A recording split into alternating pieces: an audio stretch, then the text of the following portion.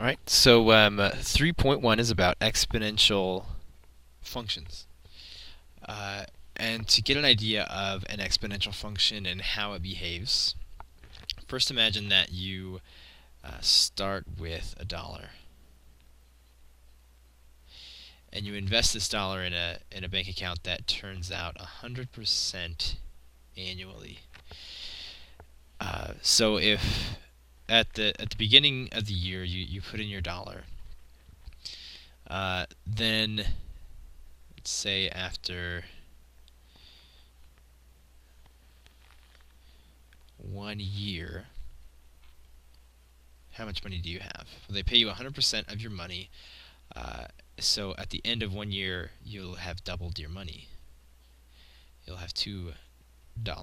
And the next year, they're going to pay you 100% of that, and then put that on top of the $2. So now you have 4. At the end of 3 years, they're going to pay you 100% of $4, so you have a total of 8. And on this goes. And you get the idea. Each year your money is doubled. So let's write an equation, a y equals something with x in it, so that we can plug in the number of years and find out how much money we have. Well, to get from 1 year to the next, you would just multiply it by 2 times 2 times 2 times 2, and so on. Times 2. So this would be 2, just 2 times 1, And this would be 2 times 2 to get to 4, and then 2 times 2 times 2 to get to 8, and so on. So really it's powers of 2.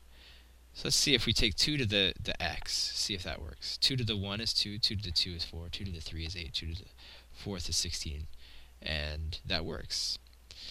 So what we have here is an exponential function. Every year that goes by, you double the previous amount.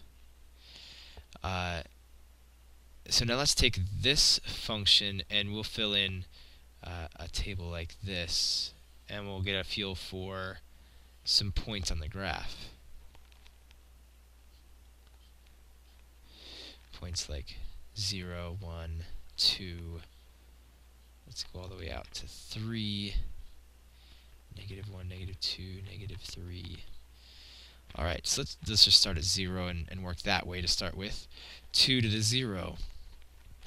You should remember that 2 to the 0, anything to the 0 is just 1. Now if we plug in 1, 2 to the first, that's 2. 2 to the second, that's 4. 2 to the third, that's 8. How about 2 to the -1? Let's remind ourselves about negative exponents. Just a brief reminder without too much explanation, but a reminder that if I have a negative exponent, it's like just taking the reciprocal and raising it to the positive exponent. So that'd be a half. How about 2 to the -2? Well, it's like the reciprocal of 2 to the positive power. This is 1/2 times 1/2, that'd be 1/4.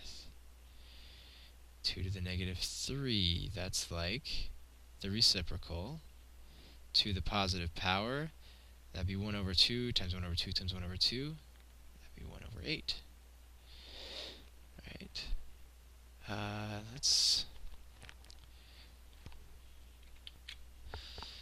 Let's go down here a little ways and look at the graph, what this would look like. And let's focus our attention. Let's use a different color. Let's focus our attention right here. These are very nice and simple. Anything to the 0 is 1, so that's going to be very easy for us to plot. 0, 1. Anything to the 1 is just itself. 2 to the first is just 2, so that's going to be easy as well.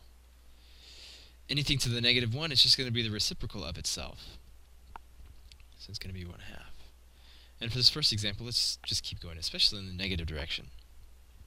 What happens each time I go one more than...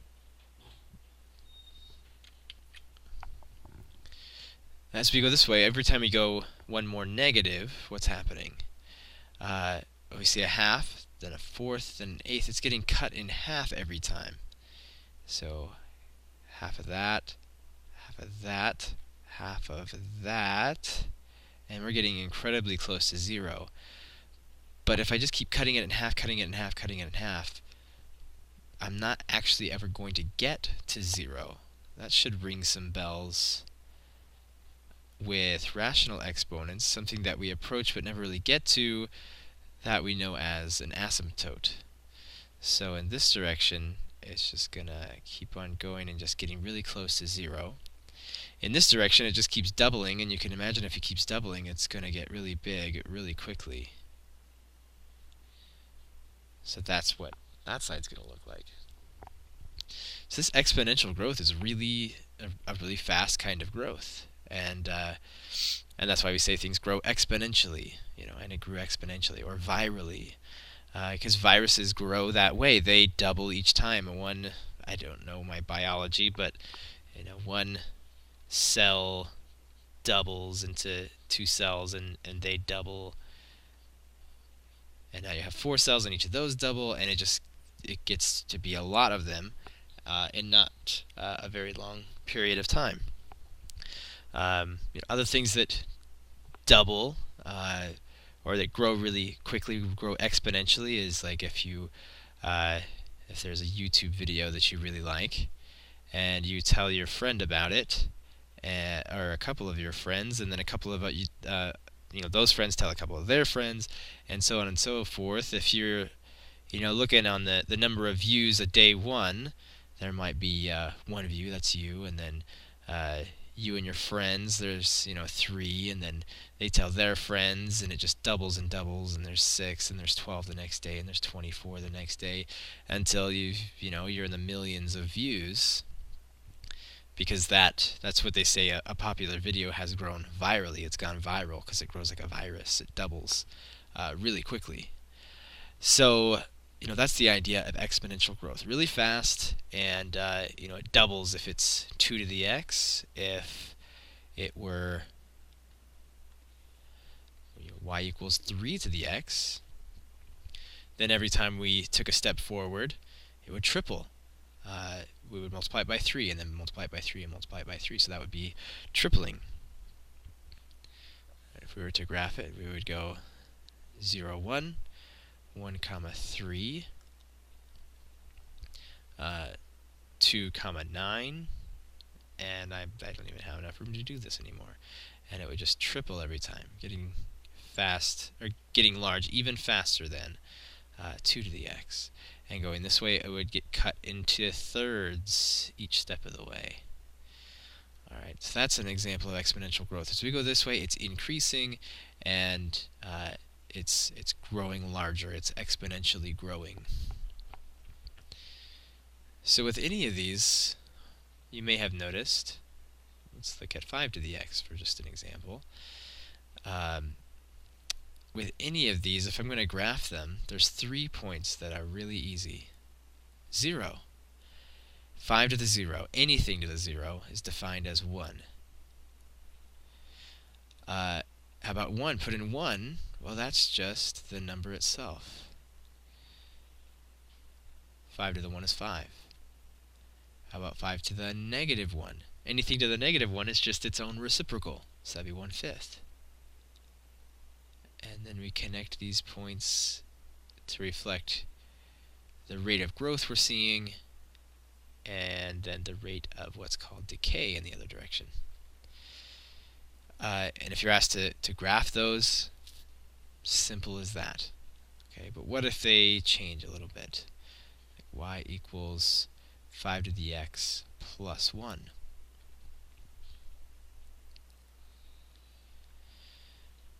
How about we'll do an x, and we'll do a 5 to the x, and we'll compare that to 5 to the x plus 1.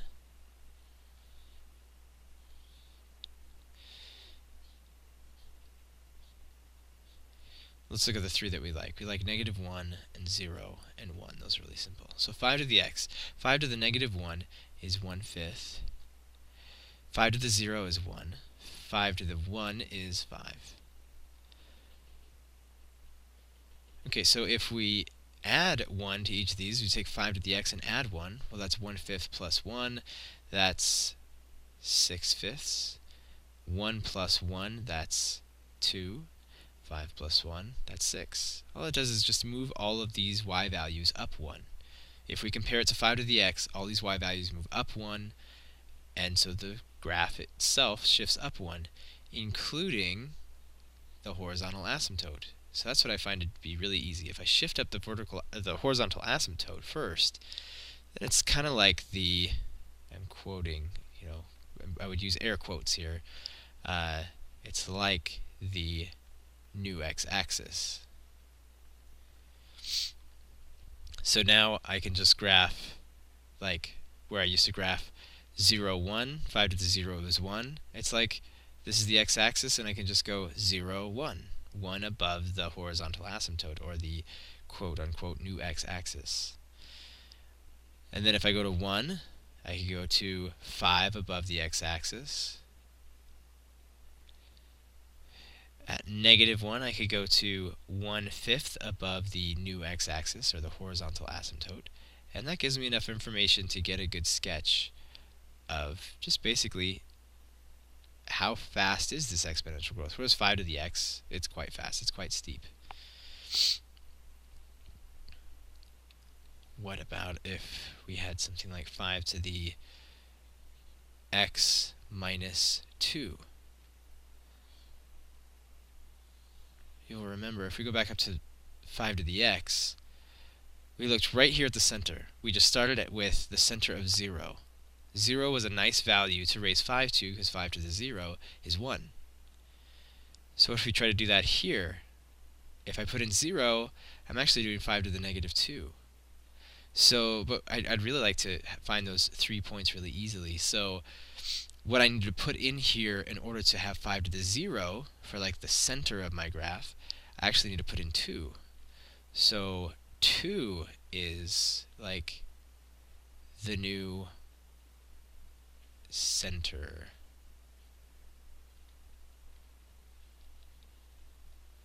Right? A center, I think, would imply some kind of a symmetry, but it's something to reference. There's this reference line right here. So this is like the new center of the graph. It's like the new y-axis. It's when I plug in 2 for x that I get 5 to the 0, and that's really nice. And when 5 is to the 0, I get 1.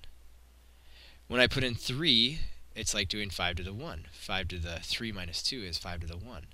So that's where I get my 5. 3 comma 5. And where I put in 1 here, it was like putting in -1 in the original 5 to the x, and I have 1/5.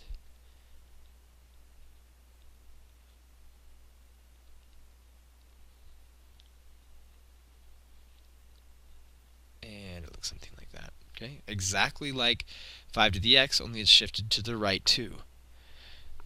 Because the new center, the place where the exponent is equal to 0, I have to put in a 2 to get the exponent to be 0.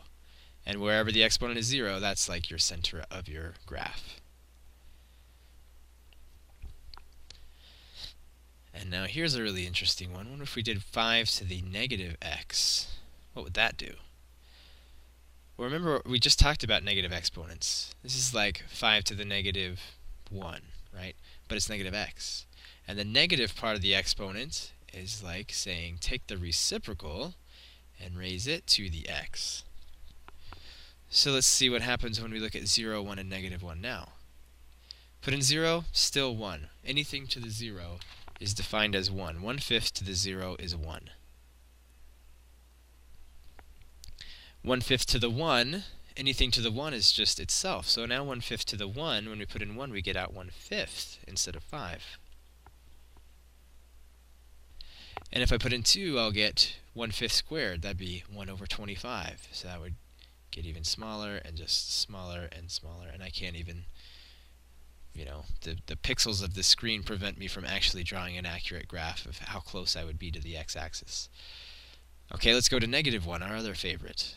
Put in -1. What's 1/5 to the negative 1. Well, remember, negative exponent means take the reciprocal, 5, and raise it to the positive version of this power. So 5 to the 1, now we get 5, negative 1, 5. So look what happened. We've got the same looking graph, only it goes the other direction. Instead of, like our previous examples, instead of increasing from left to right, it decreases from left to right. Instead of being exponential growth, like this direction, it's exponential decay. It decays. It gets to be less and less as time goes on rather than more and more. An example of a kind of decay is half-life.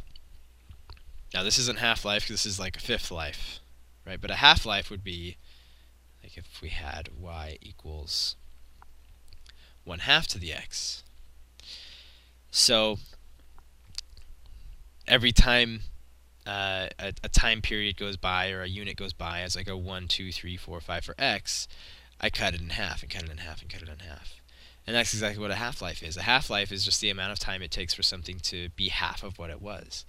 Like we talk about the half-life of carbon for carbon dating, and the half-life of plutonium and all those kinds of things. So the half-life is how long it takes for something to be half of what it once was.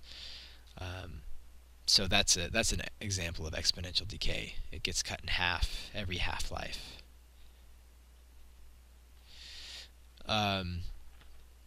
Okay. So we've talked about graphing, and if we put in +1 or -2 or make x negative, we've looked at the changes that makes to the graph. Shifts it up, shifts it to the right, flips it around. We can graph those. So now what we're going to do is look at a very common application of exponential growth, and that's compounded interest. So I'm going to take number 53 as an example. And 53 says that we invest $2,500 into an account that has 2.5% interest, annual interest. That means that you have $2,500, this pile of money, $2,500. And you give it to the bank and you leave it there for a year. And at the end of the year, they look at your $2,500 and they say, well, here is, this part is 2.5% of 2,500, so we're going to take 2.5% from us and just give it to you. Right? So you've got an additional 2.5% on top of that. So then it sits there for another year. And you've got your 2,500 plus the 2.5% that they heaped on the year before, and now they're going to say, well, now your total's a little bit bigger, so 2.5% is a little bit more, so we are going to pay you 2.5% of that and pile that on top of your pile of money. And this keeps going on year after year after year. So if we wanted to express this just with numbers, how would we express, for an example, after the first year, how much money we have? Well, we've got our original 2,500 plus this 2.5% of 2,500. That's just 2,500 times 0.025. We've got our original amount plus the little bit that they paid us at the end of the year. And what I'm going to do is take the 2,500 and factor it out of both of these. Factor 2,500 out of that, you get 1. Factor it from this term, you get 0.025. And you can see if I distributed the 2,500, I'd wind up with this again. And that's after year 1. What about year 2? So at the end of year 2, there's my 2,500 and my 2.5%, and then they're adding on 2.5% of that.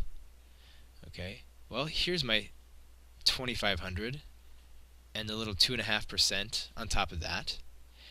And how would I, find how much money I have at the end of year 2?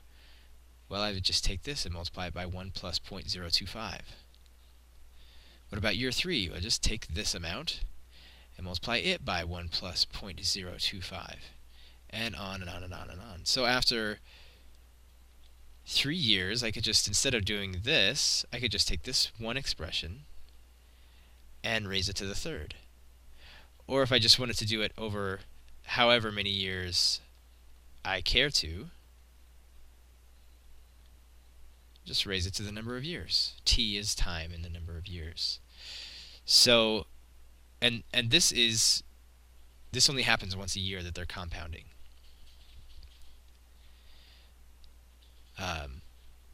So if for the problem I want to find out how much money I have after 10 years, you just throw 10 in there. And we come to, I believe it's 3,221. Okay. That is only, though, for the case where, like I said, they only do this every 1 year. They give you the whole 2.5% at the end of the year. But what if, instead of that, they took our pile of money, and then just half a year down the road, 6 months down the road, they do just part of that 2.5%. So they gave us 1.25% of this amount. So they give us just that little bit, and they pile that on at the end of 6 months. And in another 6 months, so at the end of the first year, they look at that pile of money and that little bit, that half of the 2.5%, and they give us 1.25% of that.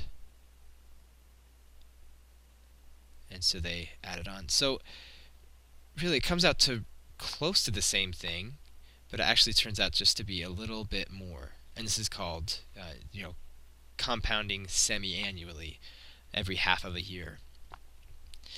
So now, where our equation before, let's make a general equation. Our equation before would have been, well, the amount that you start with, called the principal, times 1 plus whatever the rate is, raised to the number of years.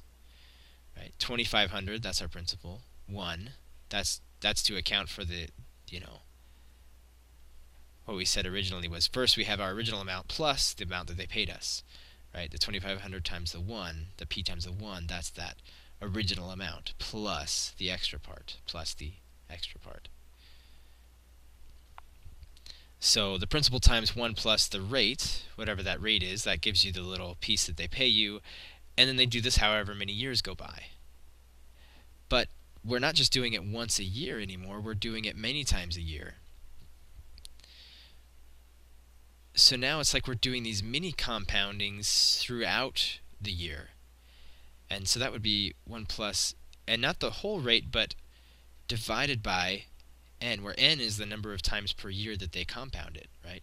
So rather than the full 2.5%, let's do this for an example. Rather than the whole 2.5%, for every 6 months, that would be twice a year. You get just half of that percentage every 6 months rather than the full 2.5% at the end of the year. Okay. Well, now I want to be able to extrapolate this out into the number of years that have gone by. So it would just be raised to the number of times it's compounded. Well, the number of times that it's compounded over a number of years is the number of times per year that it's compounded times the number of years that have gone by, and in this example it's 10. So our new equation would be the original amount times 1 plus the little piece of the interest that we're getting every so often, every 6 months, or maybe every 3 months, or every month, or whatever. That little piece raised to however many times we're going to get that little piece, and that's going to happen however many times it happens per year times the number of years that go by. So this is going to be, how many times we multiply this by itself. Once for every 6 months, and then however many years have gone by. So that's where this comes from. So for us, this is the second example of 53. For the third example,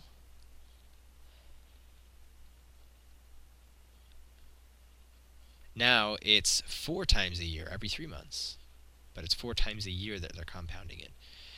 And then this happens for 10 years, and every year it happens 4 times a year. So it happens a total of 40 times. So we're going to raise it to the 40th power.